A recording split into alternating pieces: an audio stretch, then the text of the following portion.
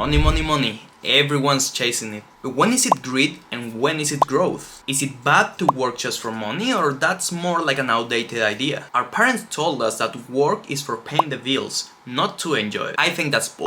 In my experience, there's two types of people. There's people that want to make as much money possible without having to work at all and have this like fake idea of what passive income is. And they think that passive income is just going to be doing one action, making a lot of money, falling to sleep, and then suddenly waking up millionaires. And then you have another type of people that they do understand that work needs to be quite fulfilling and it's not going to be 100% part of their life, but it is going to be quite a big amount of it. So they see money a bit more like a tool rather than simply an end result. They're not obsessed with Lamborghinis or materialistic things. They just know that once that money doesn't become an issue, that's where life really becomes quite interesting because you can do whatever you want in the world. And I've always really thought that the concept or the social expectations that the society has on the persons depending on their social classes or how much money they make are quite weird. Because on one hand, if someone comes from money, usually the society judges them probably because they're greedy or they're spoiled. There's a lot of stereotypes that comes with it. Like if that was a bad thing, like if suddenly because your family has money or because someone comes from money, they're automatically bad people or they're very greedy. And on the other hand, if someone is usually broke, they tend to be seen as hard workers, they're more respected because they have more relatable struggles to the average person. They're carrying with a lot more pride the amount of work that they have to do for the low amount of income that they have to make. And I'm not going to say that one is more morally superior than the other, but I don't think that it's so black and white. I have friends that they're embarrassed because their parents made the right choices and their family actually had money while they were growing up. And I have other friends that they grew up quite proud of them being working class, not really having enough money to eat while they were growing up, and they see that as an advantage. I don't really know what to say on those cases. I don't think that neither of them are okay. I don't think that everyone that comes from money needs to be a spoiled brat, and I don't think that everyone that's working class is usually making the best life choices. I mainly changed my mindset about money during COVID because that's when I really spent a big amount of my adulthood without actually working. I spent like a year and a half in a new country that I didn't speak the language. I barely had any friends and I was just living alone at home, so there was no roommates or someone to socialize with. I pretty much just called everyone that I knew back home. I was chatting with my family and all of this, but I think that that's when I really internalized that it's not so easy as it seems to live a life where you have nothing to do and you have all the money in the world. Even though I wasn't in that situation because I had a lot of money, it gave me a glimpse of what my life would look like if I wasn't genuinely doing nothing. And I sucked at it. I absolutely hated it. The first 2 weeks it was great. It was just binge watching anime and not doing anything and just doing whatever I wanted. Then it got a bit more crazy when you don't really have a structure to follow. And that's when I started coding and I started put a schedule on myself on how to learn coding. I was following the tutorials. I was doing all of these things for myself, not because someone was requiring me to, just because that's the thing that I wanted to do with my life. And I think that that's what money does. Money buys you the freedom for you to take the choices that you really want to take in your life. They're not being enforced to you by work or by the cards that universe gave. You are actually in power of what's going on in your life. When I arrived to this conclusion, it was really hard for me to stop thinking about trading time for money. And to this day, I still struggle with it. I fortunately made better choices and now I have a better income when I'm at work as a personal trainer, but it's still quite hard for me to not think about trading my time for money. I still quite a lot of times think about like that. Like I'm still not at the point where, I don't know if you've seen these videos where people are obviously like millionaires. They're like,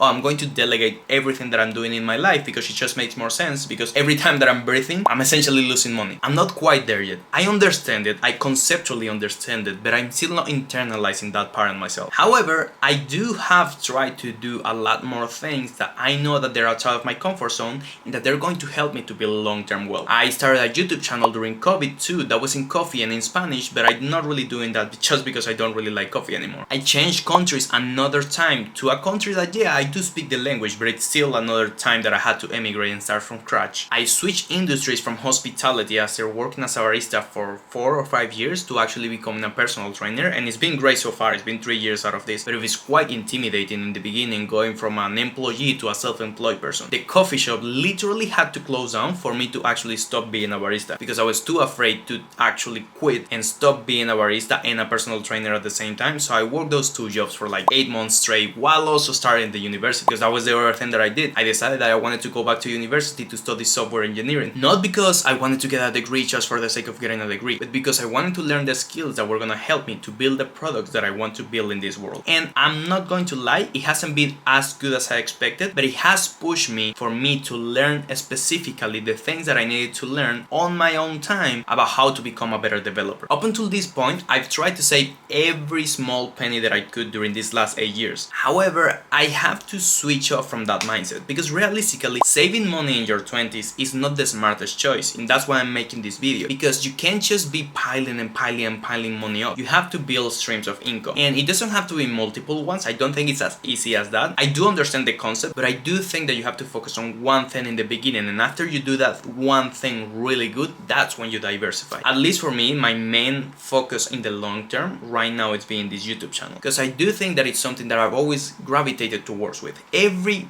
part of my life, I have always been thinking, oh, I should do a YouTube video about this. Oh, I would really like to have a YouTube channel about that. And it's something that I know is going to fulfill my life at the same time than bringing financial stability and essentially giving me a very high ceiling of income. And now my main focus is to grab as much money as possible and invest it into myself. When I've done that before, I've only thought about this in material things. I bought this camera because it looks amazing and it was gonna help me record better YouTube videos. I have the best mic just because I wanted to get the best audio. But in reality, I wasn't doing the things that they were actually going to build me long-term wealth. I was just removing barriers in my head that I thought that they were there, where in reality they weren't, because I was just procrastinating something that I knew I was going to have to do in the future. Now what is changing in my mindset is that I need to stop thinking about making so much money, and I need to put focus on saving my time in other areas of my life so I can focus on this. That's what true investment is. It's not simply to save as much money as you can so that you can invest in an investment fund or an S&P 500 or whatever. Nothing is going to give you a better return on investment than investing in yourself and increasing your income potential. I am saying this after I build an emergency fund. I have some good money saved on investments. I do have a good safety net, and that's why I'm able to take this risk, because I know that I can afford to fail, and that is what I think is a very unfair advantage that you have to build with time. If you're financially responsible, you will be able to take these type of commitments to your future self and building a better future for yourself only if you can not think about the bills and not think about all of that financial responsibility that you're hopefully taking if you're a responsible adult. Of course that there are stories of people that they're like, oh no, I just have to put everything on my credit card, take a big leap of faith, and then, hey, just go for it. Those people didn't have to overcome one of the biggest Venezuelan crises in history, had to emigrate their country 4 times, and hey, it is what it is. Everyone has their own journey. Something that I will say while you're trying to build wealth in your 20s is that lifestyle inflation will catch up to you. It might not necessarily be that you want to live in a mansion, but you might just be tired of getting the public transport when you can afford to not to, or you can go on more takeaways than you usually can, or you simply just can't be bothered on walking somewhere and taking more Ubers. It can be quite small and they can pile up very quickly, especially at the era of my life that I'm in, that I feel like is when everyone starts to have kids and really settle down. For me at least, I'm not very materialistic, but I do want to have a family, and I know that that's going to be a big financial commitment, and that's like a really big financial motivator, but at the same time a big stress for myself. Don't think that just because you're being frugal in your early 20s, you're going to be able to withstand that same lifestyle across your whole life, because it's just not gonna happen. Hopefully your income will grow the older you get. A big trap that I tended to fall on when I was a bit younger in my 20s was that I thought that I had to master a skill in order for me to make money. Like, oh, you have to master sales in order to make money, or you have to master X skill to make money. In reality, nowadays, 2024, everyone can make money in a bunch of different ways. My brother, there's people in OnlyFans that are buying farts from girls in cans. If someone is buying that, you can absolutely sell whatever the hell you're doing at home. I can assure you that. You don't think that's a good point? Thinking that you have to master a skill for you to profit from it is putting the cart before the horse, because you are really underestimating how hard it is to master that skill. And if you don't like it, it's going to be a really hard process for you. You might as well enjoy that skill that you're trying to develop, and that's something that you have to usually naturally gravitate to. Let's say that it can be a hobby hobby or something that you know that you like doing, and then you can see how you profit from that. But if you do it the other way around, the process of building money is just going to be horrible. Even though I'm not making any big money with the things that I'm doing, I'm enjoying the things that I'm trying. And the things that I'm actually going outside of my comfort zone is because there are things that I wanted to try, and I'll see if I want to do them in the long term or not, but at least I'm taking the shots on things that I enjoy. And I can't emphasize this enough. Just because you have ambitions and big goals does not mean that you have to be depressed about the situation that you're in. Not